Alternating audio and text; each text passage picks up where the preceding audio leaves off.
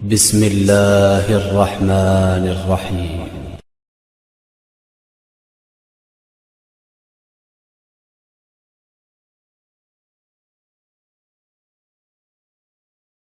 الحمد لله رب العالمين والصلاة والسلام على سيد الأنبياء والمرسلين وعلى آله وأصحابه وأهل بيته أجمعين. أما بعد فأعوذ بالله من الشيطان الرجيم. بسم الله الرحمن الرحيم. شهر رمضان الذي أنزل فيه القرآن هدى للناس وبينات من الهدى والفرقان فمن شهد منكم الشهر فليصم.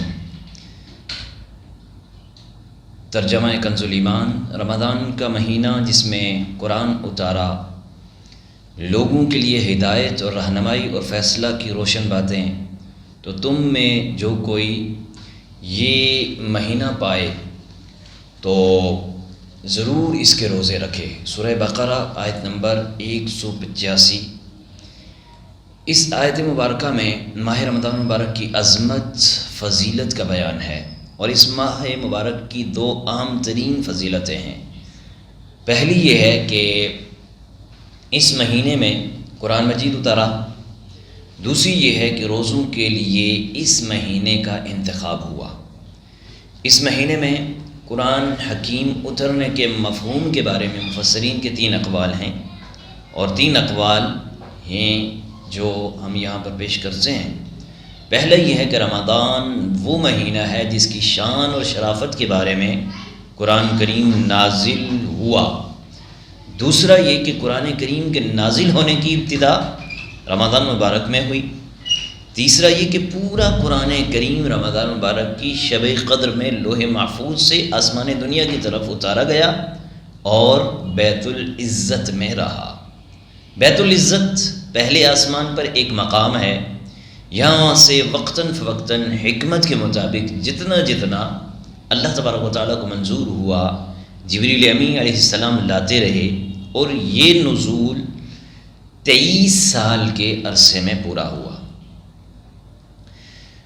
رمضان مبارک وہ واحد مہینہ ہے جس کا نام قرآن کریم میں آیا ہے، اور قرآن حکیم سے نسبت کی وجہ سے اس ماہ مبارک کو عظمت و شرافت ملی ہے. اس سے معلوم ہوا کہ جس وقت کو کسی شرف اور عظمت والی چیز سے نسبت ہو جائے، وہ وقت قیامت تک شرف و عظمت والا ہو جاتا ہے. اسی لیے جس دن اور جس وقت سرور کائنات خاتم النبیین صلی اللہ علیہ وآلہ وسلم کی ولادت ہوئی نا، تو وہ وقت آپ کی نسبت کی وجہ سے، وہ دن آپ کی نسبت کی وجہ سے عظمت و شرافت والے ہو گئے. جیسے دیکھیں حضرت آدم علیہ السلام کی ولادت جمعۃ المبارک کے دن ہوئی ہے، تو اللہ تبارک و تعالیٰ نے اس ولادت کے سبب جمعۃ المبارک کو عظمت اور شرافت عطا فرمائی ہے.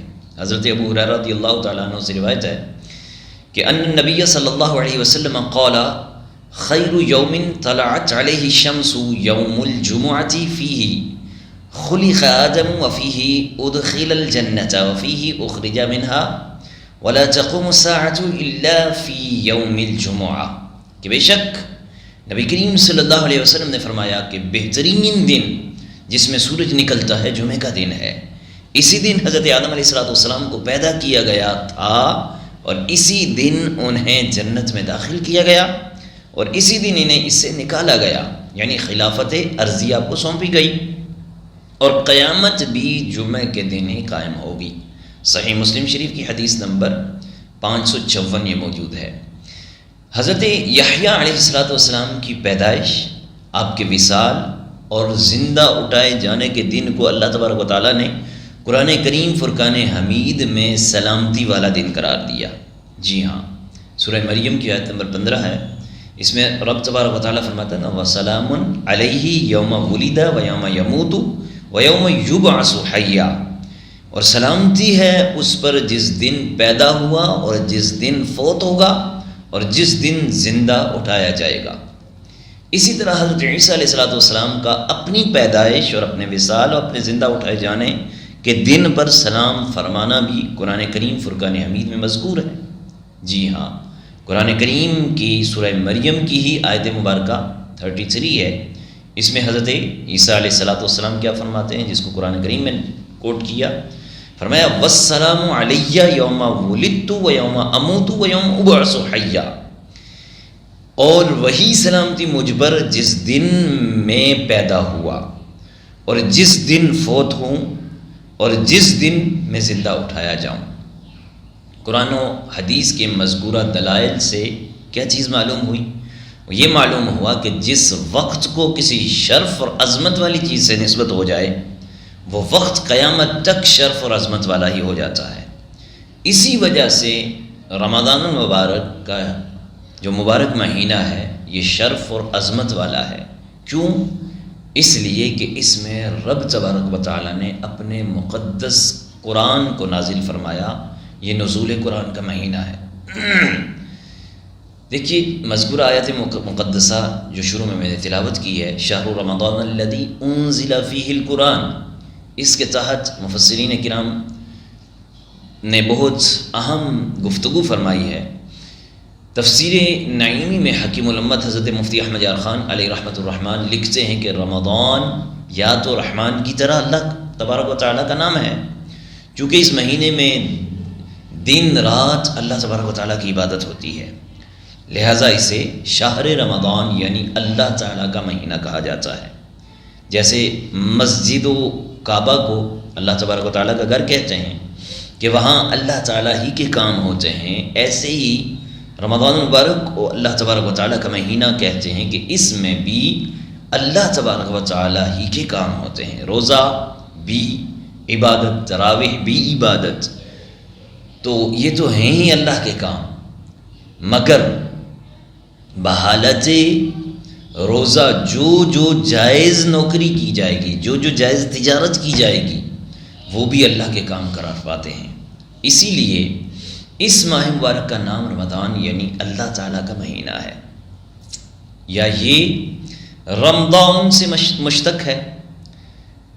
رمضان موسم خریف کی بارش کو کہتے ہیں، جس سے زمین دھل جاتی ہے اور ربیع کی فصل خوب ہوتی ہے، چونکہ یہ مہینہ بھی دل کے گرد و غبار کو دھو دیتا ہے، دل کی جو سیاہی ہے اس کو دھو دیتا ہے، اس سے اعمال کی کھیتی ہریالی ہو جاتی ہے، ہری بھری ہو جاتی ہے، اس لیے اس مبارک مہینے کو رمضان کہتے ہیں۔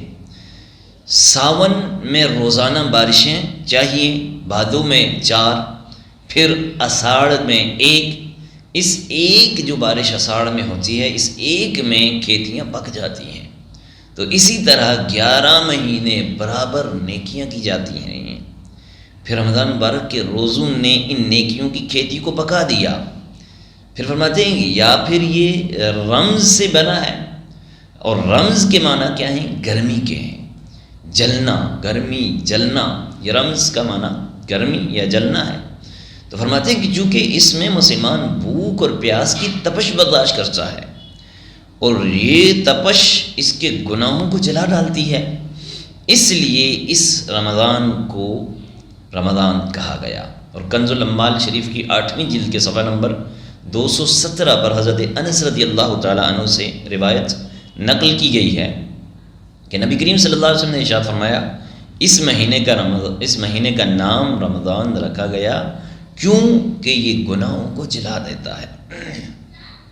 اسی طرح حکیم الامت حضرت مفتی احمد یار خان علیہ رحمہ تفسیر نعیمی میں ہی لکھتے ہیں کہ اس ماہ مبارک کے کل 4 نام ہیں: ماہ رمضان، ماہ صبر، ماہ مواسات یعنی غمخواری اور بلائی کا مہینہ، اور ماہ وسعت رزق۔ مزید لکھتے ہیں کہ روزہ صبر ہے جس کی جزا رب تبارک و تعالیٰ ہے، اور وہ اسی مہینے میں رکھا جاتا ہے، اس لیے ماہ صبر اسے کہتے ہیں۔ اور مواسات کے معنی ہے بلائی کرنا، کیونکہ اس مہینے میں سارے مسلمان خاص کر اہل قرابت سے بلائی کرنا زیادہ ثواب ہے، اس لیے اس ماہ مبارک کو ماہ مواسات کہتے ہیں۔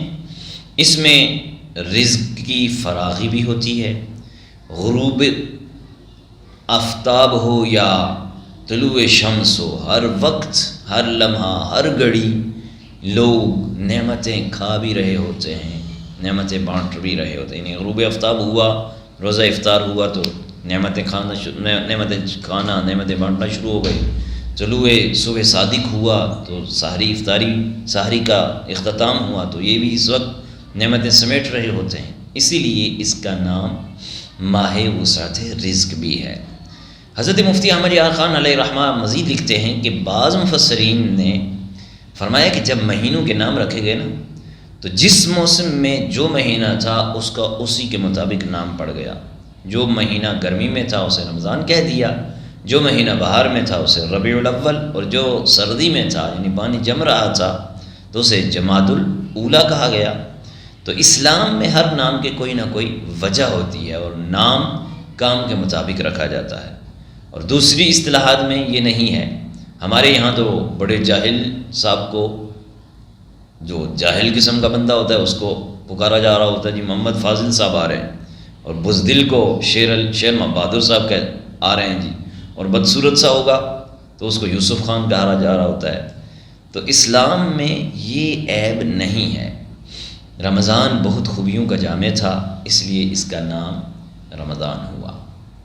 حضرت ابو سعید خدری رضی اللہ تعالیٰ عنہ روایت کرتے ہیں کہ رسول اللہ صلی اللہ علیہ وآلہ وسلم نے ارشاد فرمایا، اذا كان اول ليلة من رمضان فتحت ابواب السماء فلا يغلق منها باب حتى يكون آخر ليلة من رمضان وليس من عبد مؤمن يصلي في ليلة إلا كتب الله له 1500 حسنة بكل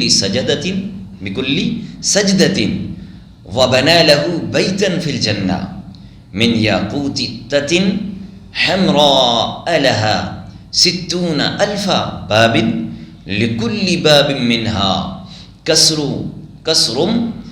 من ذهب مؤشح بياقوتة حمراء فإذا صام أول يوم من رمضان غفر له ما تقدم من ذنبه إلى مثل ذلك اليوم من شهر رمضان واستغفر له كل يوم 70,000 ملك من صلاة الغداة إلى أن توارى بالحجاب وكان له بكل سجدة يسجدها في شهر رمضان بليل أو نهار شجرة يسير الراكب في ظلها 500 عام۔ جب ماہ رمضان کی پہلی رات آتی ہے تو آسمان اور جنت کے دروازے کھول دیے جاتے ہیں، آخر رات تک بند نہیں ہوتے۔ جو کوئی بندہ اس ماہ مبارک کی کسی بھی رات میں نماز پڑھتا ہے تو اللہ تبارک و تعالیٰ اس کے ہر سجدے کے عوض یعنی بدلے میں اس کے لیے 1500 نیکیاں لکھتا ہے، اور اس کے لیے جنت میں سرخ یاقوت کا گھر بناتا ہے جس میں 60,000 دروازے ہوں گے، ہر دروازے کے پٹ سونے کے بنے ہوئے ہوں گے جن میں یاقوت سرخ جڑے ہوئے ہوں گے۔ بس جو کوئی ماہ رمضان کا پہلا روزہ رکھتا ہے تو اللہ تبارک و تعالی مہینے کے آخر دن تک اس کے گناہ معاف فرما دیتا ہے، اور اس کے لیے صبح سے شام تک 70,000 فرشتے دعائیں مغفرت کرتے رہتے ہیں۔ رات اور دن میں جب بھی وہ سجدہ کرتا ہے اس کے ہر سجدے کے عوض یعنی اس کے ہر سجدے کے بدلے میں اسے جنت میں ایک ایسا درخت عطا کیا جاتا ہے کہ اس کے سائے میں گھوڑے سوار 500 برس تک چلتا رہتا ہے۔ حضرت جابر بن عبداللہ رضی اللہ تعالیٰ عنہ سے روایت ہے، رسول اللہ صلی اللہ علیہ وآلہ وسلم نے ارشاد فرمایا کہ میری امت کو ماہ رمضان میں 5 چیزیں ایسی عطا کی گئیں جو مجھ سے پہلے کسی نبی کو نہ ملی۔ جب رمضان مبارک کی پہلی رات ہوتی ہے تو اللہ تبارک و تعالیٰ ان کی طرف رحمت کی نظر فرماتا ہے، اور جس کی طرف اللہ تبارک و تعالیٰ نظر رحمت فرمائے اسے کبھی بھی عذاب نہ دے گا۔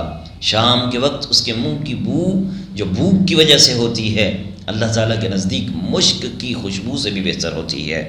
فرشتے ہر رات اور دن میں ان کے لیے مغفرت کی دعائیں کرتے رہتے ہیں۔ اللہ تبارک و تعالیٰ جنت کو حکم فرماتا ہے میرے بندو کے لیے مزین یعنی آراستہ ہو جا، عنقریب دنیا کی مشقت سے میرے گھر اور کرم میں راحت پائیں گے۔ جب ماہ رمضان کی آخری رات آتی ہے تو اللہ تبارک و تعالیٰ سب کی مغفرت فرما دیتا ہے۔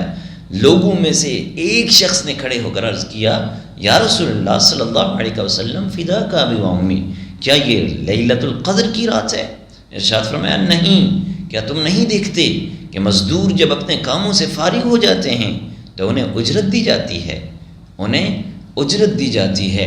حضرت ابو ہریرہ رضی اللہ تعالیٰ عنہ سے بھی روایت ہے، رسول اللہ صلی اللہ علیہ وآلہ وسلم نے ارشاد فرمایا کہ جب رمضان کی پہلی رات ہوتی ہے تو اللہ تبارک و تعالیٰ اپنی مخلوق کی طرف نظر رحمت فرماتا ہے، اور جب اللہ تبارک و تعالیٰ کسی بندے کی طرف نظر رحمت فرمائے تو اسے کبھی عذاب نہ دے گا، اور ہر روز 10 لاکھ گناہ گاروں کو جہنم سے آزاد فرماتا ہے۔ اور جب 29ویں رات ہوتی ہے تو مہینے بھر میں جتنے آزاد کیے ان کے مجموعے کے برابر اس ایک رات میں رب کائنات لوگوں کو جہنم سے آزاد فرماتا ہے۔ پھر جب عید کی رات آتی ہے، لیلۃ الجائزہ آتی ہے، ملائکہ خوشی کرتے ہیں، اللہ تبارک و تعالیٰ اپنے نور کی خاص تجلی فرماتا ہے اور فرشتوں سے فرماتا ہے ایک گروہ ملائکہ اس مزدور کا کیا بدلہ ہے جس نے کام پورا کر لیا؟ فرشتے عرض کرتے ہیں اس کو پورا اجر دیا جائے۔ اللہ تبارک و تعالیٰ فرماتا ہے میں تمہیں گواہ کرتا ہوں کہ میں نے اس کے سارے گناہ بخش دیے اور اس کی مغفرت فرما دی۔ اسی طرح اس رمضان مبارک میں ایک فائدہ یہ بھی ہے کہ حضرت عبداللہ بن عباس رضی اللہ تعالیٰ عنہما سے روایت ہے نا کہ نبی کریم صلی اللہ علیہ وسلم کا فرمان ہے، کیا فرمان ہے؟ اللہ تعالیٰ ماہ رمضان میں روزانہ افطار کے وقت 10 لاکھ ایسے گناہ گاروں کو جہنم سے آزاد فرماتا ہے جن پر گناہوں کی وجہ سے جہنم واجب ہو چکا تھا، اور شب جمعہ اور روز جمعہ یعنی جمعرات کے غروب آفتاب سے لے کر جمعہ کے غروب آفتاب تک ہر گھڑی میں ایسے 10 لاکھ گناہ گاروں کو جہنم سے آزاد کیا جاتا ہے جو عذاب کے حقدار قرار دیے جا چکے ہوتے ہیں۔ امیر المومنین مولا کائنات حضرت علی کرم اللہ وجہ الکریم ارشاد فرماتے ہیں نا کہ اگر اللہ تعالیٰ کو امت محمدی صلی اللہ علیہ وآلہ وسلم پر عذاب کرنا مقصود ہوتا تو ان کو رمضان اور سورہ قل هو اللہ احد شریف ہرگز نہ عطا فرماتا۔ ڈر تھا کہ عصیاں کی سزا اب ہوگی یا روز جزا، ڈر تھا کہ عصیاں کی سزا اب ہوگی یا روز جزا، دی ان کی رحمت نے صدا، یہ بھی نہیں وہ بھی نہیں۔ میرے اعلیٰ حضرت یہ شعر لکھتے ہیں۔ اسی طرح منقول ہے کہ اللہ تبارک و تعالیٰ نے حضرت موسیٰ کلیم اللہ علیہ نبینا علیہ الصلوۃ والسلام سے فرمایا کہ میں نے امت محمدیہ صلی اللہ علیہ وآلہ وسلم کو 2 نور عطا فرمائے تاکہ وہ 2 اندھیروں کے ضرر یعنی نقصان سے محفوظ رہیں۔ حضرت موسیٰ علیہ الصلوۃ والسلام نے عرض کی یا اللہ وہ 2 نور کون سے ہیں اور وہ 2 اندھیرے کون سے؟ ارشاد فرمایا کہ وہ 2 نور ایک نور قرآن، ایک نور رمضان ہے اور دوسرا نور قرآن ہے، اور 2 اندھیرے فرمایا ایک قبر کا اندھیرا ہے اور دوسرا قیامت کا اندھیرا ہے۔ استقبال رمضان کس طرح ہونا چاہیے؟ یہاں تک تو ہم نے رمضان کی فضیلت کے بارے میں سنا، رمضان کی عظمت کے بارے میں سنا، اب استقبال رمضان کیسے کریں؟ اب انشاءاللہ کچھ ہی دنوں کے بعد رمضان مبارک کی جلوہ گری ہوگی۔ استقبال کے معنی ہے کسی آنے والے کو خوش آمدید کہنا، اور عربی زبان میں اسے اہلا و سہلا مرحبا کہتے ہیں، اور مرحبا بکم بھی کے کلمات کہا جاتے ہیں، استعمال ہوتے ہیں۔ کسی کو مرحبا بکم کہنے کا مطلب یہ ہے کہ آپ کے لیے ہمارے دل میں بڑی کشادگی ہے، کوئی انقباض وغیرہ بالکل نہیں ہے، یعنی کوئی نقص نہیں ہمارے دل میں آپ کے لیے، کوئی کھوٹ نہیں ہمارے دل میں آپ کے لیے، ہمارا دل کشادہ ہے۔ انشاءاللہ جب ہم رمضان کی حقیقت کو جانیں گے نا، اللہ تبارک و تعالیٰ نے اس ماہ مبارک کو بڑی عظمتیں، بڑی برکتوں، بڑی رحمتوں والا، اور حقیقت تو یہ ہے کہ 11 ماہ انسان دنیاوی کاموں اور مال کمانے کے چکر میں لگا رہتا ہے، جس سے اس کے دل پر غفلت کے پردے پڑ جاتے ہیں۔ اللہ تعالیٰ نے یہ ماہ مبارک عطا فرمایا تاکہ انسان 11 ماہ کی غفلت کو دور کر کے اپنی پیدائش کے اصلی مقصد کی طرف آ جائے۔ اور اصلی مقصد کیا ہے؟ اصلی مقصد اگر بندہ دیکھے نا تو اس کا اصلی مقصد ہے وما خلقت الجن والانس الا لیعبدون، کہ ہم نے جن اور آدمی اتنے ہی اسی لیے بنائے کہ میری بندگی کریں، کہ میری طرف متوجہ ہو جائیں۔ حضرات گرامی، اس وقت ملک عزیز پاکستان اور پوری دنیا پر مہلک وبا کرونا وائرس کی وجہ سے چھائے ہوئے خوف کے اثرات اور معیشت کی تنگی والے حالات کے بسبب اس ماہ مبارک میں اور زیادہ اس کی ضرورت ہے کہ ہمارے اندر رجوع اللہ کی کیفیت بھرپور طریقے سے پیدا ہو جائے، ہم اللہ تعالیٰ کے ساتھ اپنے تعلق کو اس کے ساتھ مزید مضبوط کر لیں، اس کے ساتھ عاجزی اور آہوزاری کرتے ہوئے اسے منانے اور راضی کرنے کی بھرپور کوشش کریں، تاکہ اس کی ناراضی ختم ہو جائے اور وہ ہم سے ہمیشہ کے لیے راضی ہو جائے اور وہ ہمیں مزید آزمائش سے محفوظ رکھے۔ حضرت عبداللہ ابن عمر رضی اللہ تعالیٰ عنہ روایت کرتے ہیں نا کہ نبی کریم صلی اللہ علیہ وآلہ وسلم نے فرمایا کہ جنت ابتدائی سال سے آئندہ سال تک رمضان مبارک کے لیے سجائی جاتی ہے، اور فرمایا کہ رمضان شریف کے پہلے دن جنت کے درختوں کے نیچے سے بڑی بڑی آنکھوں والی حوروں پر ہوا چلتی ہے، وہ عرض کرتی ہیں اے ہمارے پروردگار، اپنے بندوں میں سے ایسے بندوں کو ہمارا شوہر بنا دے کہ جن کو دیکھ کر ہماری آنکھیں ٹھنڈی ہوں، اور جب وہ ہمیں دیکھے تو ان کی آنکھیں ٹھنڈی ہوں۔ شعب الایمان کی حدیث مبارکہ ہے۔ اور رسول اللہ صلی اللہ علیہ وسلم کا استقبال رمضان کیسے ہوتا تھا، ہمارے آقا کریم کا استقبال رمضان کیسے ہوتا تھا؟ نبی کریم صلی اللہ علیہ وسلم رمضان المبارک سے اتنی زیادہ محبت فرماتے کہ اکثر اس کے پانے کی دعا فرماتے، اور اس ماہ مبارک کا اہتمام شعبان المعظم میں ہی روزوں کی کثرت کے ساتھ شروع فرما دیتے، اور آپ صلی اللہ علیہ وسلم بڑے شوق سے رمضان مبارک کا استقبال کرتے، اسے خوش آمدید کہتے، اور صحابہ کرام سے سوالیہ انداز میں 3 بار دریافت فرماتے ماذا یستقبلکم وتستقبلون، کون تمہارا استقبال کر رہا ہے اور تم کس کا استقبال کر رہے ہو؟ حضرت عمر بن خطاب رضی اللہ تعالیٰ عنہ نے عرض کیا یا رسول اللہ صلی اللہ علیہ وسلم کیا کوئی وحی اترنے والی ہے؟ فرمایا نہیں۔ عرض کیا کسی دشمن سے جنگ ہونے والی ہے؟ فرمایا نہیں۔ عرض کیا یا رسول اللہ پھر کیا بات ہے؟ تو آپ صلی اللہ علیہ وآلہ وسلم نے کیا ارشاد فرمایا؟ میرے آقا نے ارشاد فرمایا کہ بے شک اللہ تبارک و تعالی ماہ رمضان کی پہلی رات میں تمام اہل قبلہ کو بخش دیتا ہے، یعنی تمام مسلمانوں کو رب تبارک و تعالی بخش دیتا ہے۔ اور حضرت انس رضی اللہ تعالیٰ عنہ سے روایت ہے کہ جب رجب کا مہینہ داخل ہوتا تو نبی کریم صلی اللہ علیہ وسلم دعا یوں کرتے اللہم بارک لنا فی رجب و شعبان و بلغنا رمضان، اے اللہ رجب اور شعبان کے مہینے میں ہمیں برکتیں عطا فرما اور ہمیں بخیر و عافیت رمضان مبارک تک پہنچا دے۔ نبی کریم صلی اللہ علیہ وآلہ وسلم کا خصوصی استقبالی خطبہ کیا ہے؟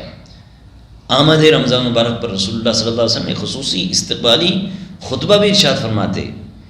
وہ خطبہ سلمان فارسی رضی اللہ تعالیٰ عنہ سے روایت ہے، وہ فرماتے ہیں کہ میرے آقا صلی اللہ علیہ وآلہ وسلم نے بڑا طویل خطبہ ارشاد فرمایا، اور جب بھی رمضان شریف تشریف لانے والا ہوتا آقا اس خطبے کو ارشاد فرماتے ہیں کہ شعبان کے آخری دن میں خطبہ دیا، فرمایا اے لوگو تمہارے پاس عظمت والا برکت والا مہینہ آیا، وہ مہینہ جس میں 1 رات 1000 مہینوں سے بہتر ہے، اس کے روزے اللہ تبارک و تعالیٰ نے فرض کیے ہیں، اور اس کی رات میں قیام یعنی نماز پڑھنا، تطوع یعنی سنت، جو اس میں نیکی کا کوئی کام کرے تو ایسا ہے جیسے اور کسی مہینے میں فرض ادا کیا، اور اس میں جس نے فرض کو ادا کیا تو ایسا ہے جیسے اور مہینوں میں 70 فرض ادا کیے۔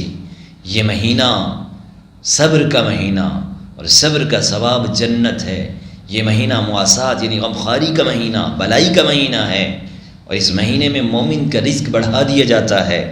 جو اس میں روزے دار کو افطار کرائے اس کے گناہوں کے لیے مغفرت ہے، اس کی گردن آگ سے آزاد کر دی جائے گی، اور اس افطار کرانے والے کو ویسا ہی ثواب ملے گا جیسا روزہ رکھنے والے کو ملے گا، بغیر اس کے کہ اس کے اجر میں کچھ کم کیا جائے۔ ہم نے عرض کی یا رسول اللہ صلی اللہ علیہ وسلم، ہم میں سے ہر شخص وہ چیز نہیں پاتا جس سے روزہ افطار کروائے حضور صلی اللہ علیہ وسلم نے فرمایا اللہ تبارک و تعالیٰ یہ ثواب اس شخص کو بھی دے گا جو ایک گھونٹ دودھ یا ایک خرما یا ایک گھونٹ پانی سے روزہ افطار کروائے، اور جس نے روزہ دار کو پیٹ بھر کر کھلایا، کھانا کھلایا، اس کو اللہ تبارک و تعالیٰ میرے حوض سے پلائے گا کہ وہ کبھی پیاسا نہ ہوگا، یہاں تک کہ جنت میں داخل ہو جائے گا۔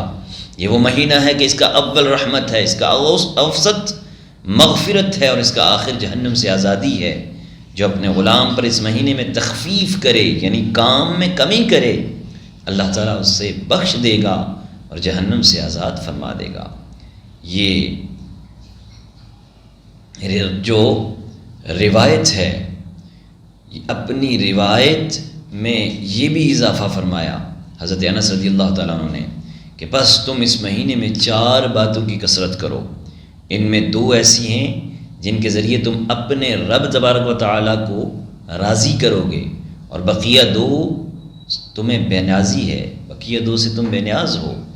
بس وہ 2 باتیں جن کے ذریعے تم اپنے رب کو راضی کرو گے وہ کیا ہیں؟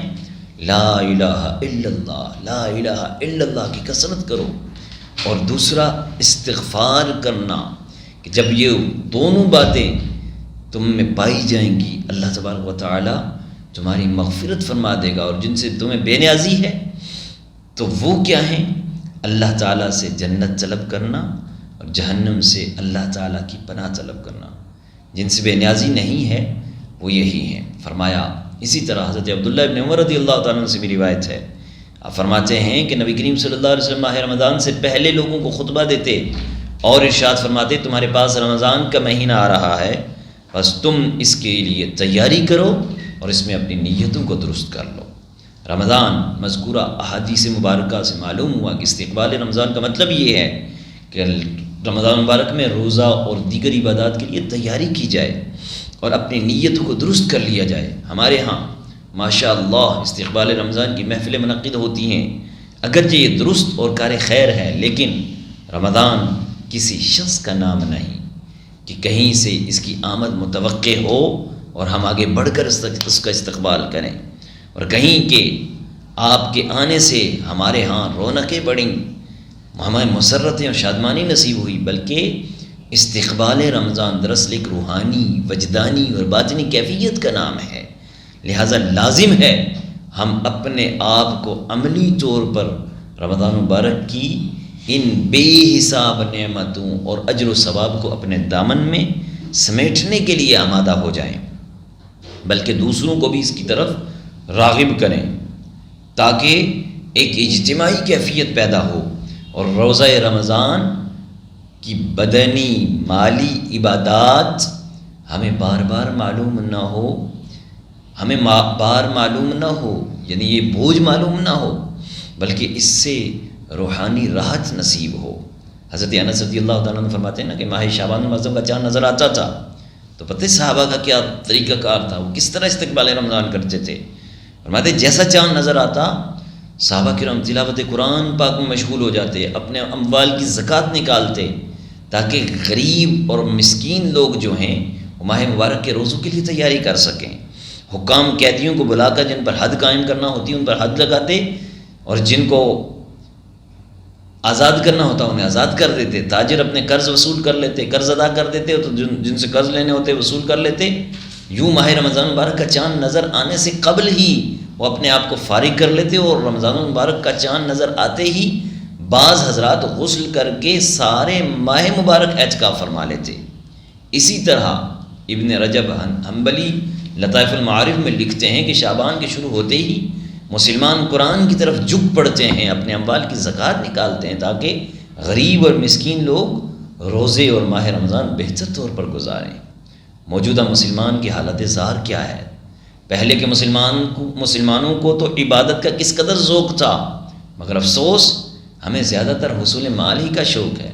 پہلے کے مسلمان تو متبرک ایام میں اللہ تبارک و تعالیٰ کی زیادہ سے زیادہ عبادت کر کے اس کا قرب حاصل کرنے کی کوشش کرتے، اور موجودہ دور کے مسلمان جو ہم مسلمان ہیں، ہم مبارک ایام میں خصوصاً رمضان مبارک میں دنیا کی ذلیل دولت کمانے کی نئی نئی ترکیبیں سوچتے ہیں۔ اللہ تعالیٰ اپنے بندوں پر مہربان ہو کر نیکیوں کا اجر و ثواب بڑھا دیتا ہے، لیکن کچھ لوگ، بدنصیب لوگ، رمضان المبارک میں اپنی اشیاء کا بھاؤ بڑھا کر، قیمتیں بڑھا کر اپنے ہی مسلمان بھائیوں کو لوٹ رہے ہوتے ہیں، ان پر ظلم کر رہے ہوتے ہیں، ان پر زیادتیاں کر رہے ہوتے ہیں۔ ظاہر ہے ایک غریب ہے، جب وہ غربت کی وجہ سے، آپ کے مال بڑھانے کی وجہ سے، وہ غربت کی وجہ سے کوئی چیز نہیں لے پائے گا تو وہ تمہیں دعائیں دے گا۔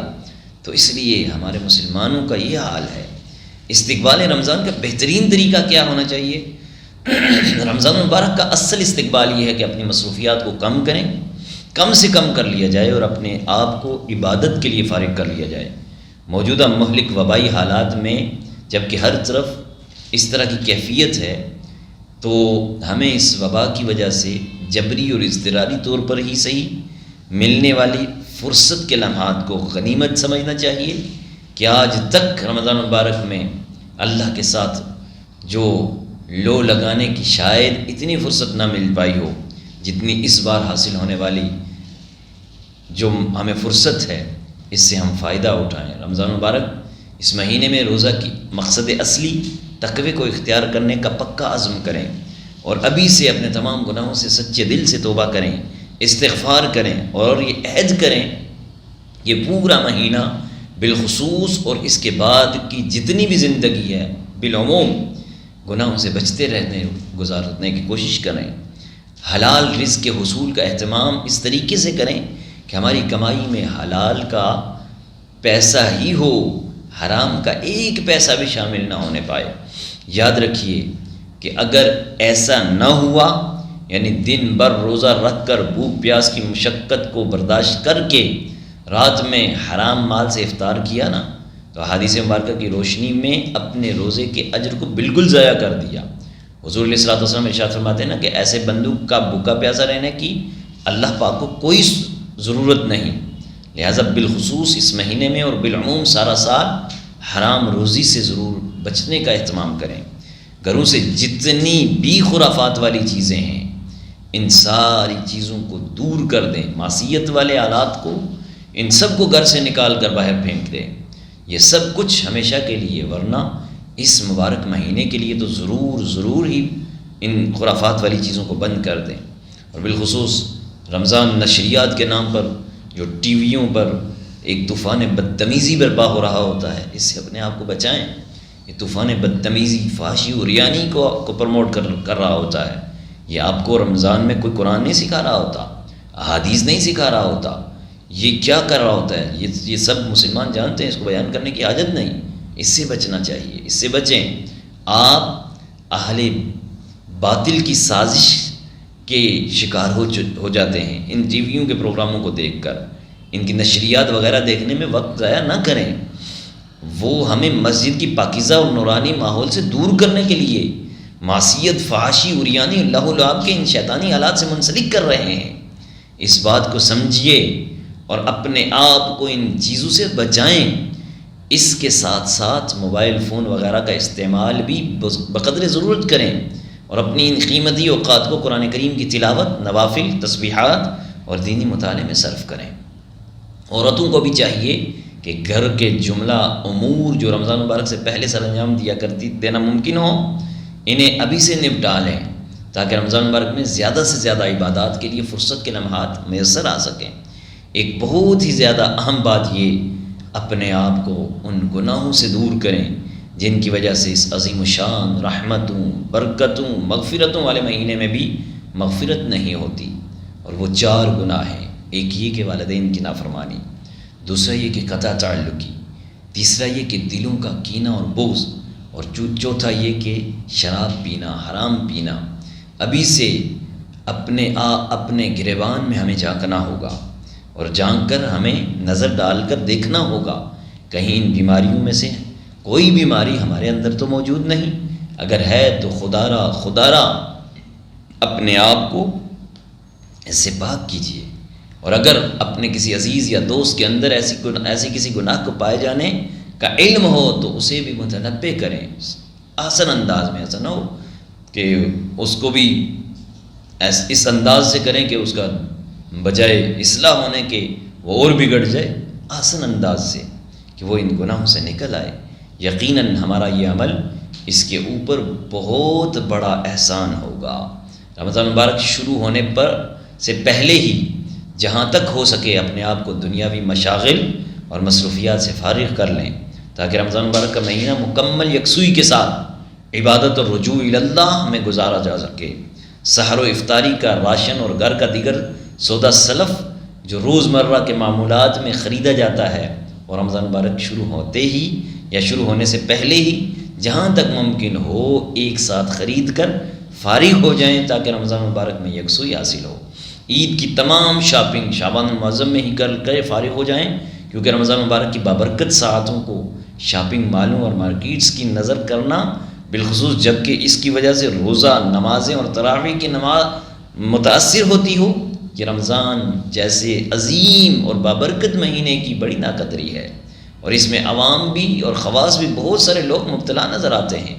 خلاصہ کلام یہ ہے کہ ہم رمضان المبارک کی آمد سے پہلے اس کے مقام، اس کی عظمت، اس کی فضیلت، اس کے مقصد اور اس کے پیغام کو اپنے ذہن میں تازہ کریں۔ اس کرونا وائرس جیسی بڑھتی ہوئی وبا میں ماہ شعبان اللہ تعالیٰ کی طرف سے عطیہ ہے۔ گناہوں اور نافرمانیوں سے توبہ کر کے پروردگار عالم کی بارگاہ میں واپس آنے کا یہ صحیح ترین اور مناسب وقت ہے۔ احتیاطی تدابیر کو اپنانے کے ساتھ ساتھ قرآن مجید کی تلاوت، صوم و صلاۃ کی پابندی، ذکر و اذکار اور ورد و وظائف کے ساتھ ساتھ توبہ اور استغفار و دعاؤں کا خاص اہتمام کریں، اور اس بات کا پختہ ارادہ کریں کہ ہم اس ماہ مبارک میں اپنے اندر تقویٰ، طہارت اور اس طرح کی صفت پیدا کرنے کی بھرپور کوشش کریں گے، اور یہی روزے کا مقصد ہے۔ اگر ہم اس ماہ کی قدر دانی کرتے ہیں تو رب تبارک و تعالیٰ کی بارگاہ میں اپنے گناہوں سے سچی توبہ کرتے ہیں، ظلم و ستم سے بچتے ہیں، حقوق اللہ اور حقوق العباد کی پاسداری کرنے کا عزم رکھتے ہیں، تو انشاءاللہ ہمارا خاتمہ بالخیر ہوگا، خاتمہ بالایمان ہوگا، اور رب تبارک و تعالیٰ جب راضی ہوگا تو دنیا کی بھی تمام نعمتیں میسر ہوں گی، اور آخرت کی بھی ہمیں تمام نعمتیں میسر ہوں گی۔ دعا ہے کہ اللہ تبارک و تعالیٰ ہمیں رمضان مبارک کا کما حق ہو استقبال کرتے، اور رمضان مبارک میں اس کی تمام عبادات اپنی خوشنودی حصول کے لیے کرنے کی توفیق عطا فرمائے۔ آمین وآخر دعوانا ان الحمدللہ رب العالمین۔ اللہ اللہ اللہ اللہ اللہ اللہ